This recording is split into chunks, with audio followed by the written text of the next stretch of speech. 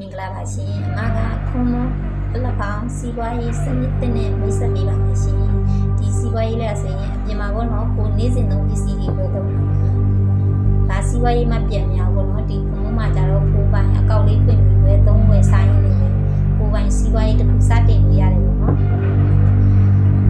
ပကံစီစီတင်လားကိုကခေါင်းချိုရည်ကိုသုံးမလား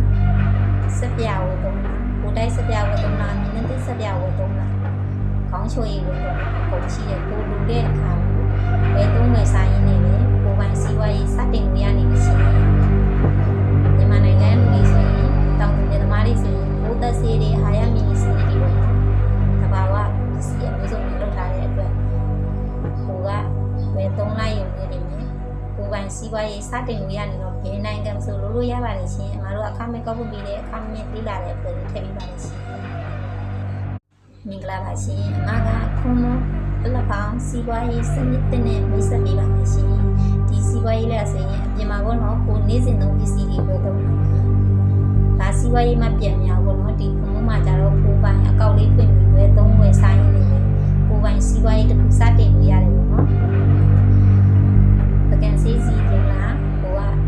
ခေါင်းချိုရည်ကိုသုံးမလားစက်ပြဝယ်သုံးလားကိုတိုက်စက်ပြဝယ်သုံးလားနင်းတိစက်ပြဝယ်သုံးလားခေါင်းချိုရည်ကို